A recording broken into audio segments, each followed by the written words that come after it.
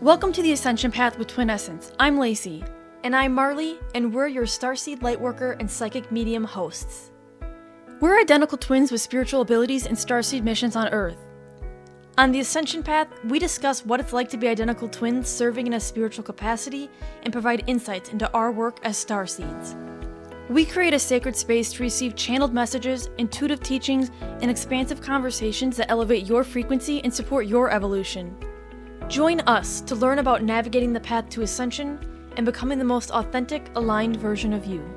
Take what resonates and leave the rest. Welcome, everyone, to the very first episode of the Ascension Path with Twin Essence. We are so excited to be here, and we thought we would start out the show with more of an introductory episode of Marley and I and our work as Twin Essence and how we got started in the spiritual realm here.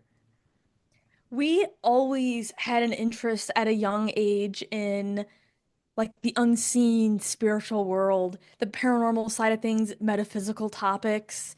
Contrary to I think a lot of people when they go through spiritual awakenings, or there are quite a few that will grow up in haunted houses and have experiences, which kind of keeps their mind a little bit open into adulthood. But we did not grow up in a haunted house. We just always had this fascination with the paranormal and ghosts. I mean, we grew up watching paranormal TV shows, fantasizing about going to haunted locations that we would watch people at so that we could, interact with the spirits and see what we could experience ourselves and what type of information we could obtain from spirits and interacting with them. So we always had that interest. And as kids, we always thought like mediums and psychic mediums were the coolest thing in the world. Like we thought that would be our dream job. Like that must be the most amazing thing in the world to have those abilities and to be able to go and do those things and interact with, spirits and unseen energies. We also listened to a ton of ghost stories growing up. So not just from paranormal TV, but our family always, would tell ghost stories ever since a young age, and we would beg them to tell us more stories. So it was kind of never enough. We really loved that. I don't want to say fear factor, but we always had that interest in that unseen interaction with the unseen parts of our world. Yeah, I mean, just to put it into perspective, like we'd watch shows where people were like screaming about like activity and being scared, and Marley and I were always like, I wonder what that would feel like. That's so cool. I wish we could do that. I wonder if there are ghosts around us right now. Like we quite literally like loved it, and we never had a question about whether it was real or not. Like even psychic mediums never questioned it, always believed in it, just always had that innate knowing of things beyond the physical realm that we lived in. So kind of how we like figured out and learned that we had spiritual abilities, because it wasn't something that we were aware of growing up. We just had that weird sense of like always being interested in it. We didn't feel like we had this ability that other people didn't understand. Besides being identical twins, right? And people talking about the bond you have with your twin. But we actually started kind of like after college, we started to do some paranormal investigations that were in the local area. Because we had grown up watching it, we started seeing groups that were offering paranormal investigations, and we were like, this seems like a really cool opportunity. We've always seen it. I wonder if it's just like what it's like on TV. And so we did our first investigation, and it was honestly so fun. It was game over. It was. It was like we were like it was so exhilarating. Like we were like, we love this. This is amazing. I just remember distinctly, like, there's people, it's a public investigation, so there's like a variety of people in your groups. And like, I remember there was like people where it's like, somebody leading the group would be like, can you walk down to the end of the hall and like place this music box? And like you could just see like there's people that are like almost shaking, like they're terrified to like walk to the end of the hall by themselves in the dark and like place the music box. And like Lacey and I are like, let's do this thing. Like we were thrilled by it. Yeah, we were like always volunteering. They're like, can we get a volunteer to go upstairs alone? We were like, send me, send me. Like we were like volunteering to do everything. And then like as we started doing a couple investigations like here and there that were public based, we started to slowly like shift. Like we were more interested in the metaphysical, more interested in the spiritual world. We experienced our own significant loss. And that's kind of where we started developing more of a connection, I would say, to the other side. We started to have like signs from spirit, maybe before we even understood they were signs from spirit completely, because we were really on a path of like learning more about what is the spiritual path. How do we communicate with spirit guides? What are spirit guides? Like that kind of stuff. So we would start by like asking for messages, asking for guidance, and we would receive, like signs from spirit. Um, whether it would be like I'm looking for you to send me this animal, and then all of a sudden the animal would be sent in some sort of way, right? You have to be open to seeing it. I always think to like one of my first like when you kind of start off on a spiritual awakening and you're like questioning a lot, which it's a very interesting experience to go through. But asking signs from spirit, like I remember distinctly like one of my first kind of like really wanting concrete proof that I'm not making it all up or it's not all in my head. I had oracle cards, animal oracle cards, and I and I would pick like random things. Like I picked an acorn and I was shuffling through my animal oracle card deck and the card that I pulled was a squirrel. And everyone knows that acorns and squirrels are very much associated together. So that was a very like concrete example of a sign I received from spirit early on that helped me feel validated on my path. The other thing that's interesting, I think, and this is something I think Spirit's bringing up right now, is Lacey, you had mentioned that, and this is so true. Growing up, we never questioned what we watched on TV.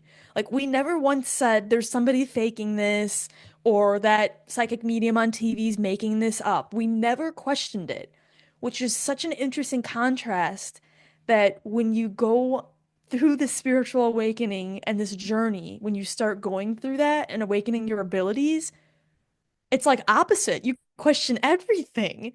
And I feel like you also find yourself like questioning yourself and almost like believing in yourself. So it's like a reminder that like you never questioned it when you were a child watching these things. Like, so why question yourself when you're going through it and you're pulling through that information? So I think it's a really interesting point that was brought up. Totally. I totally like it was harder. I think it's just harder when you're going through it on your own versus when you can objectively watch something on TV.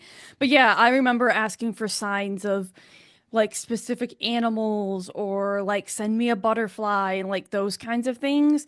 I would also say that like experiencing that loss early on, that was kind of interesting too because um she she as in our childhood dog, she kind of started to show up a lot more.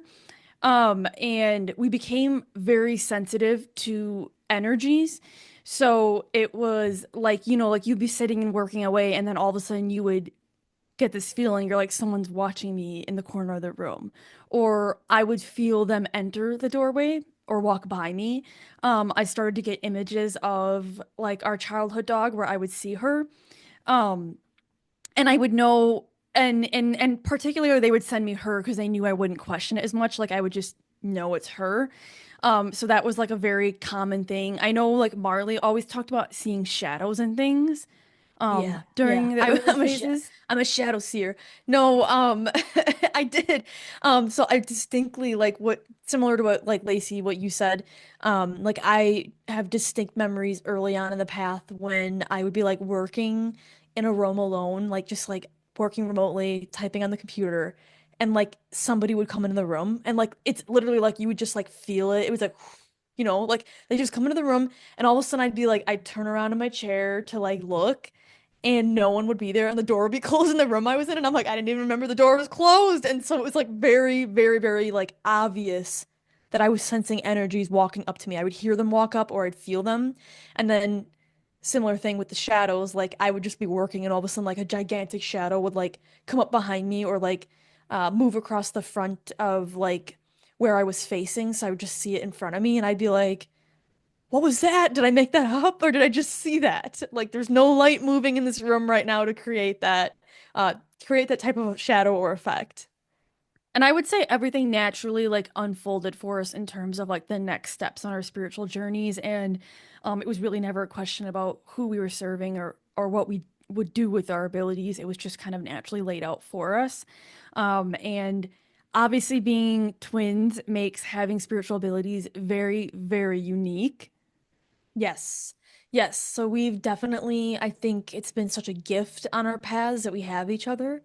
I know a lot of people that go through spiritual awakenings are very much kind of going through it on their own or seeking external resources to help support them. But we have luckily had each other to help support ourselves if we're not feeling validated or supported enough from spirit.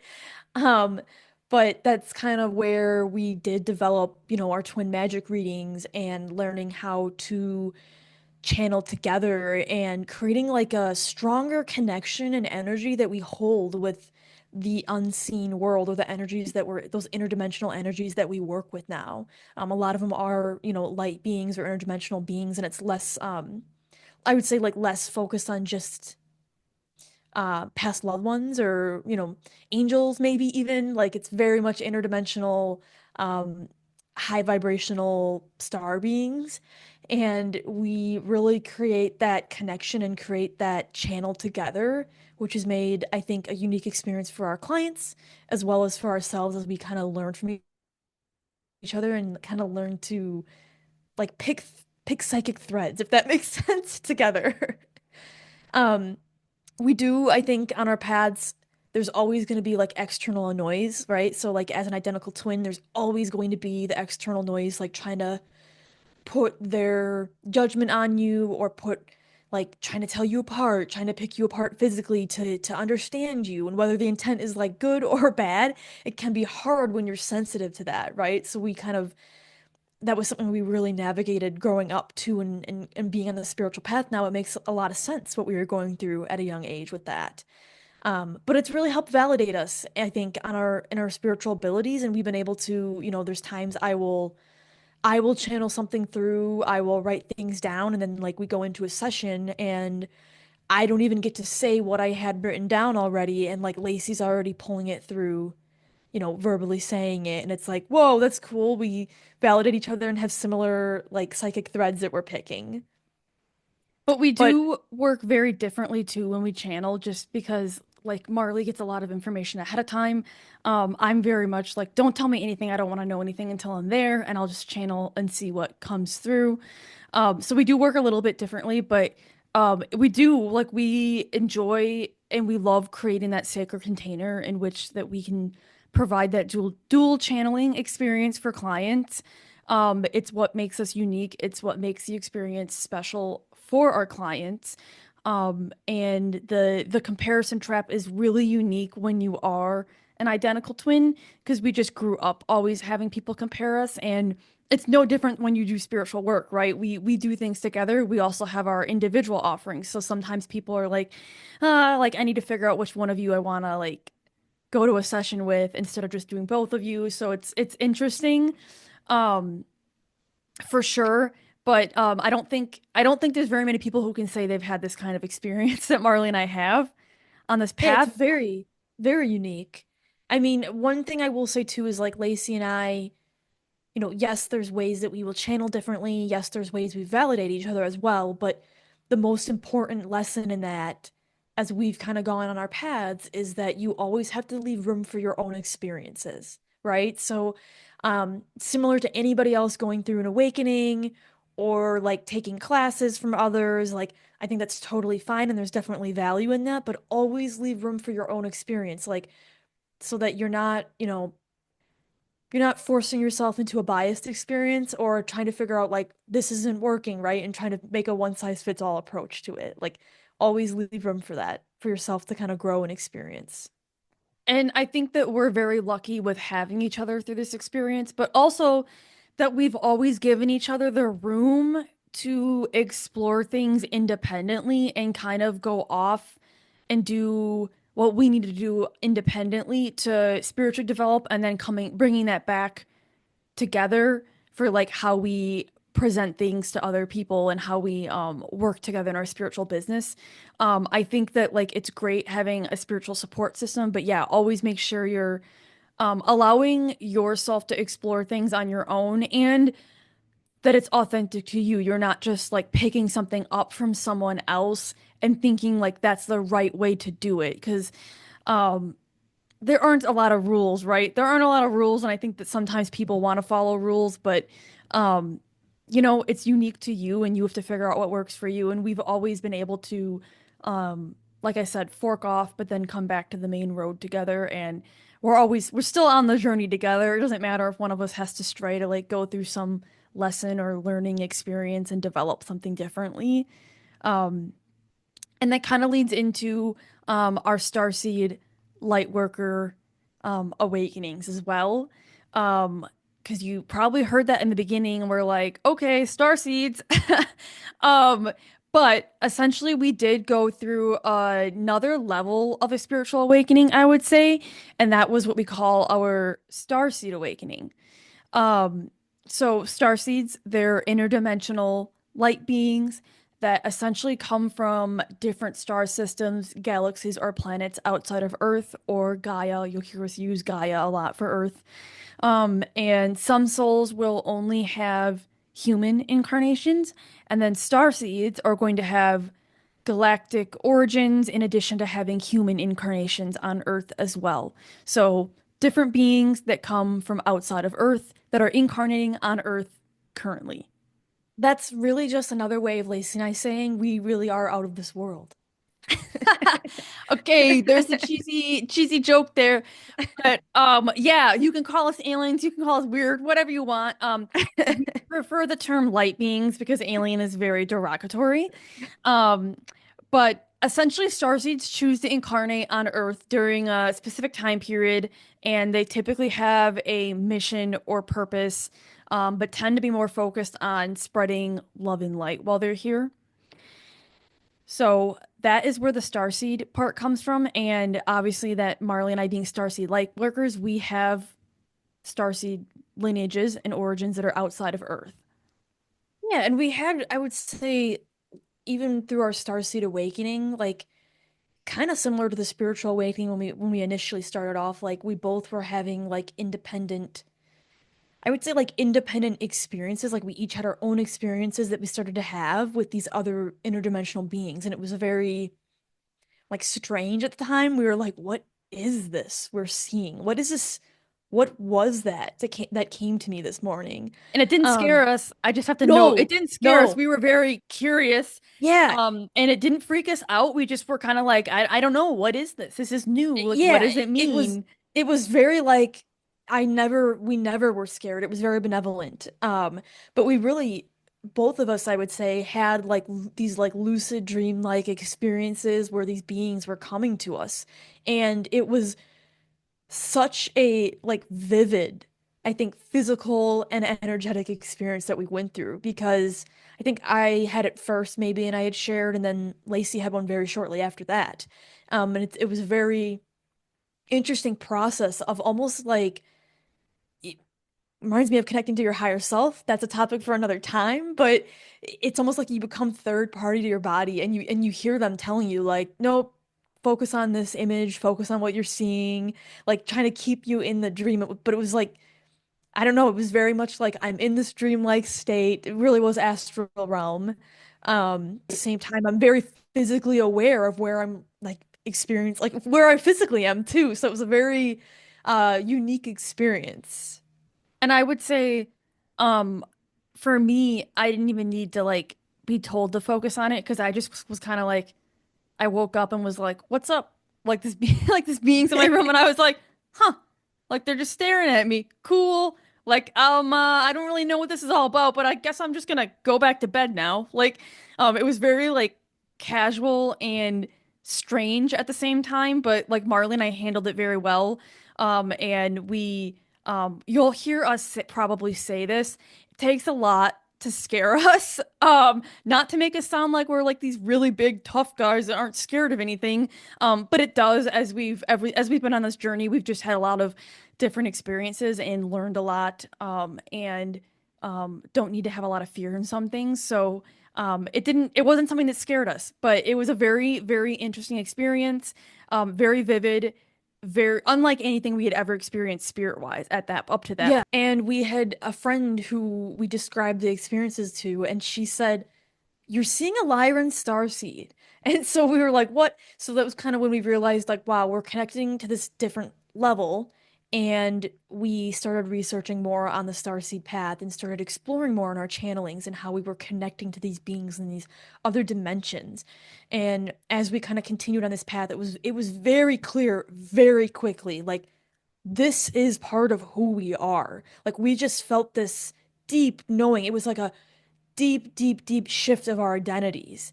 And on our research, this is definitely not a foolproof method of, clarifying starseed origins by any means, but we did reach out to our astrologer because there sometimes are birth chart markers or things that could indicate that you possibly have starseed origins. And so we did have that confirmation from her talking about, Vega and the Lyra constellation and our connections in our charts there, like ninth house markers we had.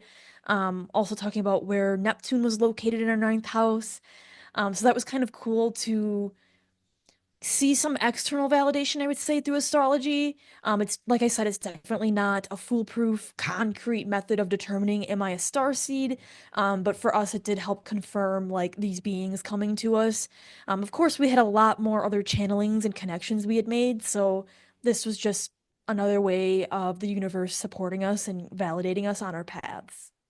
Yeah, and we had other markers. That's just a couple of them that we can like remember and reference, but it's really unique to the individual. I think that's something that you would have to connect with an astrologer about if you would want to look at it in that way. I can also say part of the reason we're here now, it's not as easy as you think to just find information on star seeds. There's a lot of interpretations out there, a lot of different takes, and a lot of it's like channeled information. That's just how starseeds are.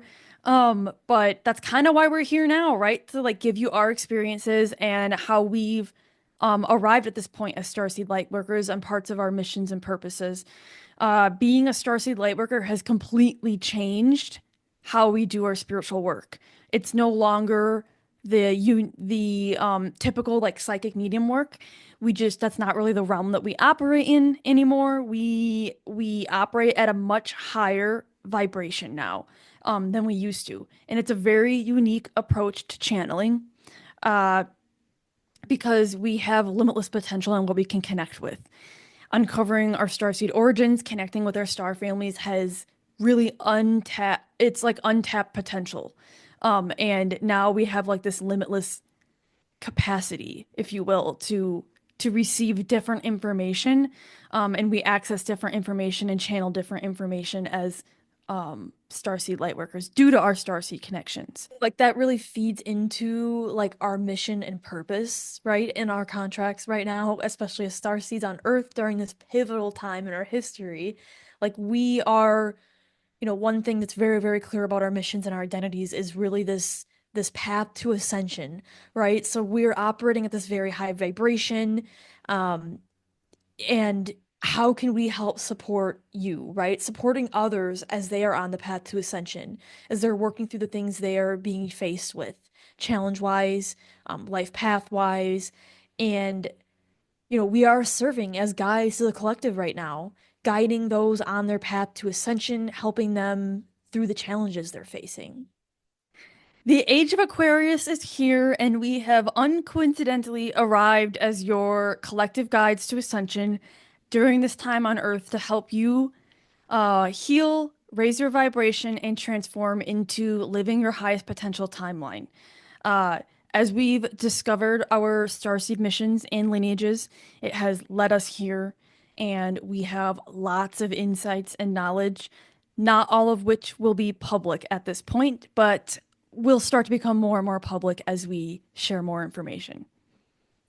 Yeah, and I think, our lineages and the missions that we are serving right now and the information that we're transmitting is very, very important to the path and to how we can continue to guide the collective.